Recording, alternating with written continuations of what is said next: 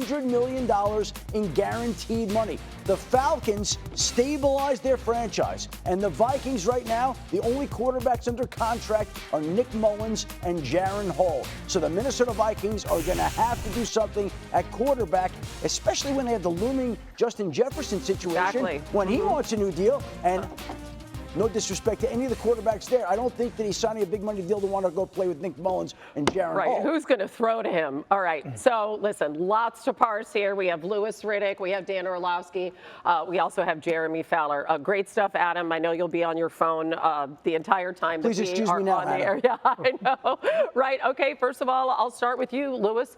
What does this mean? Well, really what it does now is all these young players down there in Atlanta, when you think about what they actually need in order to really take that jump, to really kind of leap into prime time, they've got it now. They've got a guy who has, as Dan knows, look, he has scheme familiarity with this offense. I mean, this offense that Zach Robinson is going to put in comes directly from L.A. So obviously, you know, he's already been in this type of system. He can wind up being another coach on the football field for Bijan, for Drake, for Kyle. So now they're a step ahead now with Raheem Morris in terms of taking over this football team. And I think right now this catapults them right away into a contender position in the South. And that's exactly what they want. They want to hit the ground running. You don't want to start with a young quarterback here. You have a bunch of young pieces already. This is a great fit in terms of experience with youth. He got paid again. I mean, there's just so much to be excited about. $330 million over the course of his career. Has anybody played that game better? Get used to hearing Drake London as a household name. He is going to become a superstar with Kirk Cousins at quarterback. Atlanta was one of the teams that many of us would constantly say, if they could get a quarterback, they're a really good football team. They could be a playoff contending football team. And Lewis talked about the scheme lateral from Zach O'Connell's West Coast, Kyle Shanahan, Mike Shanahan, Gary Kubiak, Sean McVay tree, over to Zach Robinson. They've got the people on the outside. Kirk Cousins is coming off the best year of his career. I mean, before he was injured. Before he got injured last year, it was the best yards per game. It was the best completion percentage. He was leading the NFL in touchdown passes. So you're talking about a player that is going to go laterally scheme-wise.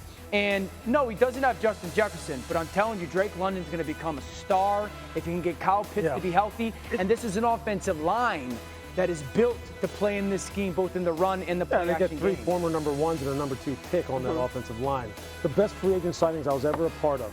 Probably the number 1 was London Fletcher when we signed him in Washington from Buffalo because he had familiarity with Greg Williams. He hit the ground. He was teaching the defense to the rest of the guys from day one. And those are the kind of things that you look for here. I know obviously this is a lot more high profile because it involves quarterback, but just think about how Zach Robinson now can kind of almost like sit back and go, Kirk, you can unload the playbook. Go ahead and go.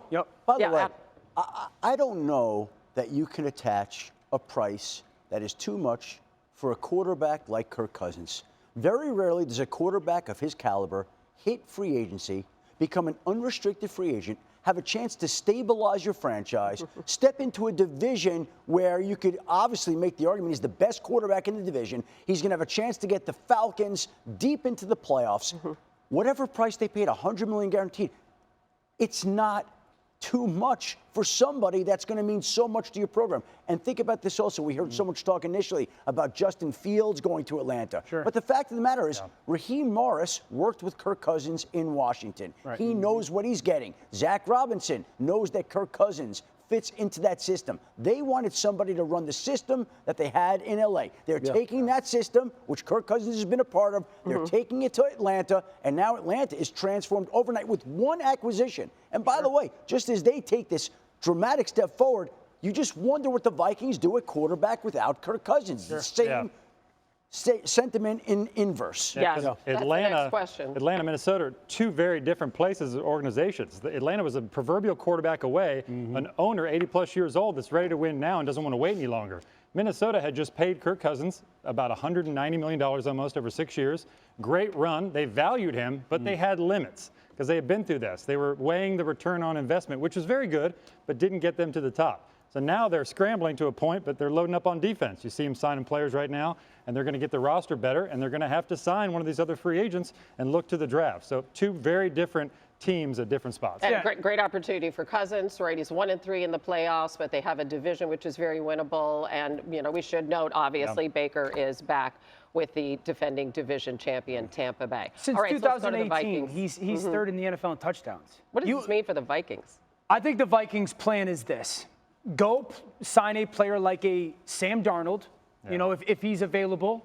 And they're the team, them and the Raiders maybe, aggressive in the draft. They're the team that I now peg because there were reports last year that they wanted to go up and try to go get like a potential Anthony Richardson. They've wanted to get younger at that position. Yeah. They need hey, you can go and play from day one quarterback. That's why I reference a Sam Darnold. Sam Darnold will go play in this system at a very high level, but that would be one of the teams that you sit there and go, can they get up early enough to go get a Drake May or a J.J. McCarthy out of both North Carolina and or Michigan? They're sitting at 11 right now in the draft. Is that something you think they should do, Louis? It's something that they'll consider for sure, especially if they think that the value added by going ahead and getting a younger player on a rookie contract instead of overpaying in free agency right now, making some kind of panic move, may be like the right course of action. It may be the prudent course of action. And then just really rely on Kevin O'Connell and say, hey, look, we understand this is kind of like a reset for us now. Because when you lose a guy like Kirk Cousins, you've lost another coach on the football field. So now you're almost starting from scratch with whoever's coming in there.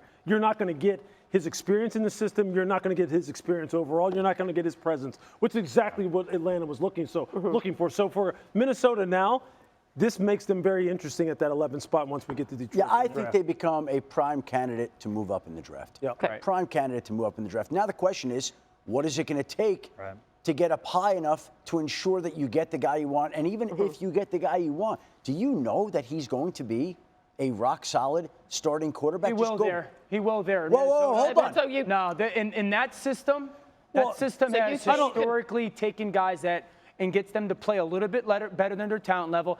And that offensive line is a very good unit. Look, I don't think Washington ever dreamed that Kirk Cousins would be this good. And remember, he was drafted in the same draft as RG3. So I understand there's a lot of other machinations that were going on there as far as why that happened that way. But I will say this.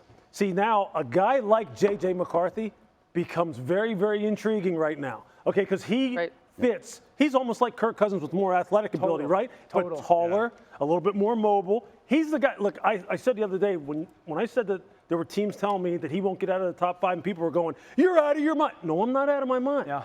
But see, he's going to be a guy in play now. Minnesota believes he might need time, though. Talking to people over there, like they like him, but does he need a year or two? This roster is ready to win. You got Jordan Addison, Justin Jefferson. Good luck trying to find that dude who can go ahead and all of a sudden just replace number 8 because you're just not going to find him right now. Yeah, you've been saying a bridge quarterback, a Sam Darnold, somebody like that. That would be the ideal situation. Very likely to bring in.